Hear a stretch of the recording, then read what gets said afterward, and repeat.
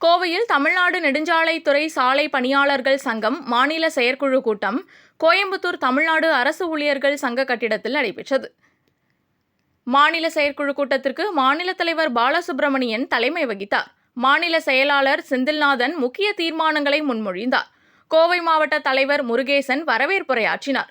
செயற்குழு கூட்டத்திற்கு மாநில பொதுச் செயலாளர் அன்சராஜ் சிறப்பு அழைப்பாளர்களாக கலந்து கொண்டு சங்கத்தின் செயல்பாடுகள் குறித்தும் கோரிக்கைகள் குறித்தும் சிறப்புரையாற்றினார். மாநில துணைத் தலைவர் சிங்கராயன், மாநில செயலாளர் செந்தில்நாதன், ஹரி பாலகிருஷ்ணன், சையத் யூசுப், ஜான் ஆகியோர் மாநில செயற்குழு கூட்டத்திற்கு முன்னிலை வகித்தனர். முன்னதாக மழையிலும் நெடுஞ்சாலைத்துறை சாலை பணியாளர்கள் சங்கம் கொடியேற்றி முழக்கமிட்டனர் என்பது குறிப்பிடத்தக்கது. மாநில செயற்குழு கூட்டத்தில் முக்கிய தீர்மானங்களாக வரும் பல்வேறு கோரிக்கைகளை வலியுறுத்தி ஜூலை 29ஆம் தேதி மாலை தமிழ்நாடு முழுவதும் கோட்ட பொறியாளர் அலுவலகங்கள் முன்பு தீப்பந்தம் ஏந்தி மாலை நேர தர்ணா போராட்டத்தில் ஈடுபட உள்ளோம் எனவும், ஆகஸ்ட் 12ஆம் தேதி முன்னாள் முதல்வர் கருணாநிதி நினைவிடத்தில் முக்கிய அம்ச கோரிக்கைகளை வலியுறுத்தி தொடர் உண்ணாவிரத போராட்டத்தில் ஈடுபட உள்ளதாக முக்கிய தீர்மானங்கள் நிறைவேற்றப்பட்டன. மாநில செயற்குழு கூட்டம் குறித்து மாநில பொதுச் செயலாளர் அம்சராஜ் கூறுகையில், நெடுஞ்சாலைத்துறை சாலை பணியாளர்களின் 41 மாதம் பணி நீக்க காலத்தை பணி காலமாக முறைப்படுத்த வேண்டும் என்று சென்னை உயர்நீதிமன்றம் தீர்ப்பு வழங்கியுள்ளது. ஆனால் அக்கோரிக்கையை நிறைவேற்றாமல் மேல்முறையீடு செய்ய அரசியல் நடவடிக்கை எடுத்து வருகிறது. இதனை கண்டித்து தொடர் போராட்டம் நடத்த உள்ளோம் என்று முக்கிய தீர்மானங்கள் நிறைவேற்றப்பட்டுள்ளது என்று தெரிவித்தார். எல்லாரும் அதப்படி இதப்படின்னு ரெக்கமெண்ட் பண்ணுவாங்களே தவிர கேரண்டி எதுவும் தரமாட்டாங்க. ஆனா நம்ம அமிர்தால ஹோட்டல் மேனேஜ்மெண்ட் படிச்சா 100% ஜாப் கேரண்டி இருக்கு. அமிர்தானாவே அஷ்யூர்ட் ஜாப் தானே. தமிழ்நாடு நெடுஞ்சாலைத்துறை சாலை பணியாளர் சங்கத்தின் மாநில பொதுச் செயலாளர் அம்சராஜ், சாலை பணியாளர்களின் 41 மாத கால பணிநீக்க காலத்தை பணிக்காலமாக முறைப்படுத்த வேண்டும் என்பது உள்ளிட்ட கோரிக்கைகளை வலியுறுத்தி கடந்த 2006ஆம் ஆண்டு முதல் தொடர்ச்சியாக பல்வேறு இயக்கங்களை நாங்கள் முன்னெடுத்து வந்திருக்கிறோம்.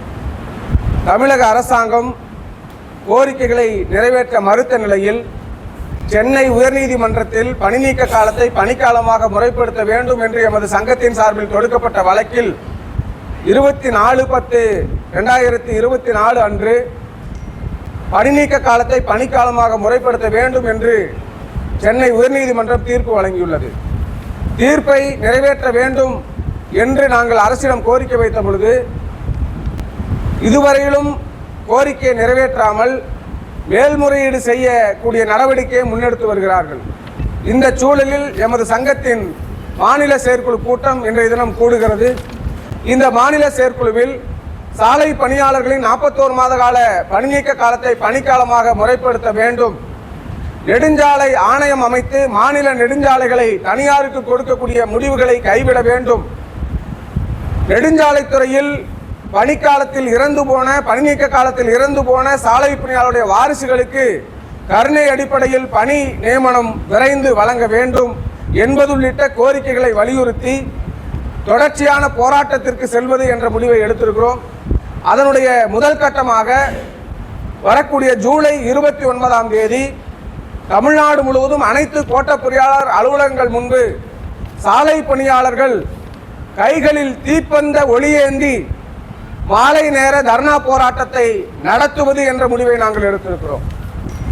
இந்த போராட்டத்தை தொடர்ந்தும் கோரிக்கையை நிறைவேற்றவில்லை என்று சொன்னால் வரக்கூடிய ஆகஸ்ட் மாதம் 12ஆம் தேதி முன்னாள் முதலமைச்சர் முத்தமிழறிஞர் டாக்டர் கலைஞர் அவர்களுடைய நினைவிடத்தில் கோரிக்கை மனுவை சங்கத்தின் சார்பாக வழங்கி தொடர் உண்ணாவிரத போராட்டத்தை கோரிக்கை நிறைவேறும் வரை நடத்துவது என்ற முடிவை இந்த மாநில செயற்குழுவில் எடுத்திருக்கின்றோம்.